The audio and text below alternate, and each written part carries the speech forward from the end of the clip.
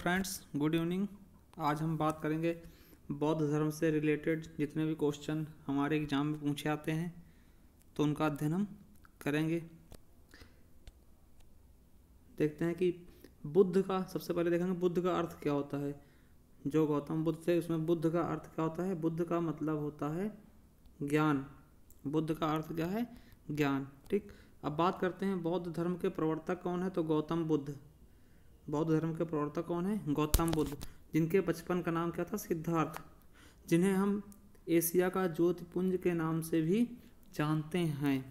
ठीक, गौतम बुद्ध का जन्म 1563 ईसा पूर्व में कपिलवस्तु लुम्बिनी में हुआ था, जो कि इस समय नेपाल में है। वर्तमान में कहाँ पड़ता है? नेपाल में। और इनकी मृत्यु 483 ईसा पूर्व में हुई थी। कहाँ? कुशीनगर, जो कि उत्तर प्रदेश में पड़ता है। ये नेपाल के बॉर्डर पे है। ठीक, इनके पिता का नाम था शुद्धोधन, जो कि शाक्य वंश के थे। ठीक, इक्ष्वाक वंशी थे। ठीक, इसके अलावा इनके माता का नाम महामाया था, जो कि कोली वंश की थी। कोली वंश की। पिता थे शाक्य वंश के और माता कोली वंश की थी। इनकी मौसी का नाम था महाप्रजापति गौतमी। इनका लालन पोषण इन्हीं ने किया था। ठीक, इनकी पत्नी का नाम था यशोधरा और पुत्र राहुल। पुत्र का नाम क्या था? राहुल। इनके जीवन के 3 प्रमुख घटनाएं थी जिनके बारे में हम जानेंगे। पहला, महाभिनिष्क्रमण। महाभिनिष्क्रमण को हम किस लिए जानते हैं? क्योंकि इन्होंने 29 वर्ष की अवस्था में गृह त्याग कर दिया था, घर को त्याग दिया था। अगला है धर्मचक्र प्रवर्तन। धर्मचक्र प्रवर्तन किस लिए कहा था? क्योंकि ये प्रथम उपदेश इन्होंने सारनाथ में दिया था। प्रथम उपदेश को हम धर्मचक्र प्रवर्तन के नाम से जानते हैं। अगला देखते हैं महापरिनिर्वाण। महापरिनिर्वाण को हम इनकी मृत्यु की घटना से जानते हैं, जैसे 80 वर्ष की आयु में 483 ईसा पूर्व में इनकी मृत्यु हो गई थी। ठीक, आगे देखते हैं कि इन जो बौद्ध धर्म की संगीतियाँ थी, कुछ संगीतियाँ थी, उनके बारे में देखेंगे, जहाँ से क्वेश्चन बहुत ज़्यादा बनते हैं। बौद्ध धर्म के 4 प्रमुख संगीतियाँ हुई थी, जिसमें से प्रथम संगीत कब हुई थी? 483 ईसा पूर्व में। किसके साथ? इस समय शासक कौन था? अजातशत्रु के। उसका अध्यक्ष थे महाकश्यप। और किस स्थान पर हुई? राजगृह में। ठीक, द्वितीय 383 ईसा पूर्व, लगभग 100 साल बाद। ठीक, किसके शासन काल में? कालाशोक के। और अध्यक्ष इसके कौन थे? साबाकामी। और कहाँ पे? वैशाली ग्राम में। अगली जो तृतीय संगीत थी, बौद्ध संगीत, वो 251 ईसा पूर्व में अशोक के शासक काल में। और कौन अध्यक्ष था इसका? मोगिलपुत्र तिस्य। और ये पाटलिपुत्र में आयोजित हुई थी। ठीक, चतुर्थ संगीत कहाँ हुई थी? ये प्रथम सदी में हुई थी। किसके शासनकाल में? कनिष्क। ठीक, और अध्यक्ष कौन था? वसुमित्र। स्थान क्या था? कुंडलवन, जो कश्मीर में पड़ता है। अब आगे देखते हैं इनसे रिलेटेड क्वेश्चन। ज्ञान की प्राप्ति, मतलब गौतम बुद्ध को ज्ञान की प्राप्ति कब और कहाँ हुई? तो इनको ज्ञान की प्राप्ति सारनाथ में वैशाख पूर्णिमा की रात निरंजना नदी के किनारे पीपल वृक्ष के नीचे हुई थी। ठीक है, ज्ञान प्राप्ति के बाद इन्हें बुद्ध के नाम से जाना जाने लगा और उस स्थान को बोध गया, ठीक है, जहाँ पे इनको ज्ञान प्राप्त हुआ उसे बोध गया के नाम से जाना जाने लगा। और जिस दिन ज्ञान प्राप्त हुआ था वैशाख पूर्णिमा को।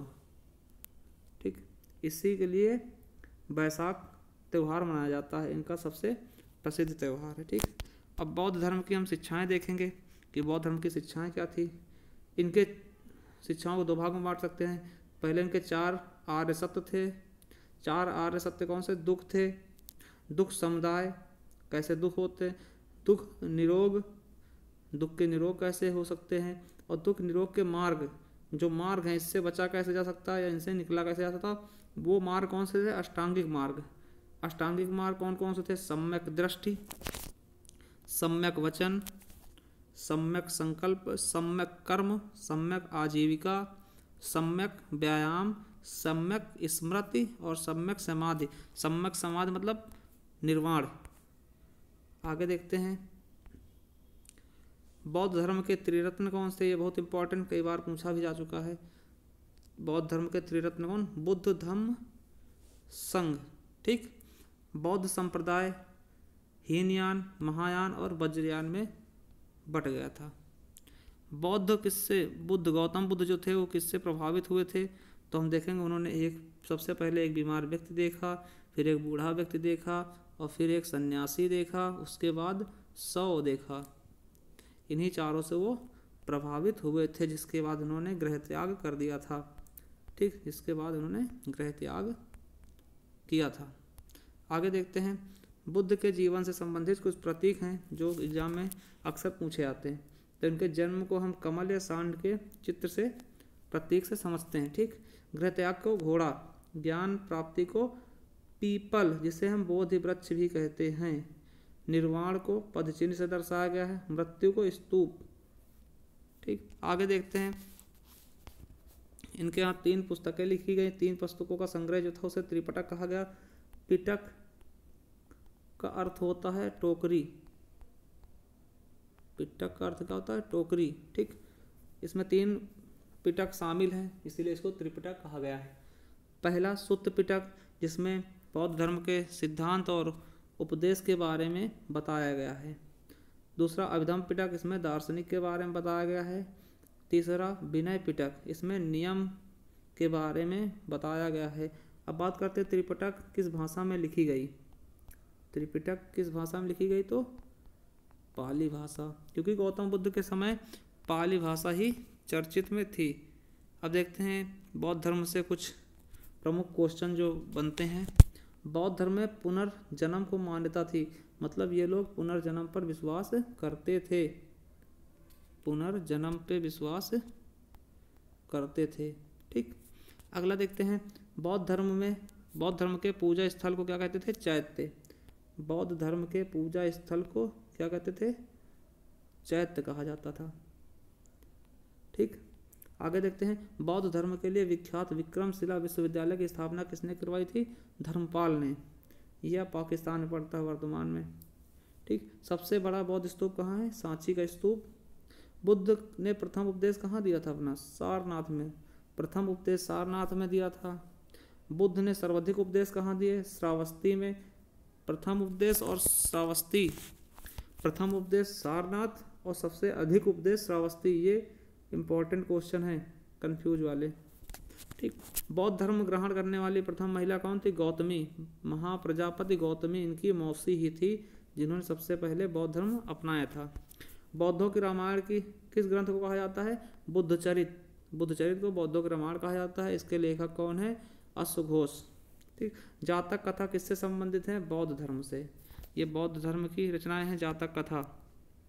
ठीक, अब बात करते हैं कि बुद्ध ने अपने उपदेश किस भाषा में दिए? तो पाली भाषा में। बौद्ध धर्म का सबसे पवित्र त्यौहार कौन सा है? वैशाख पूर्णिमा। वैशाख पूर्णिमा बौद्ध धर्म का सबसे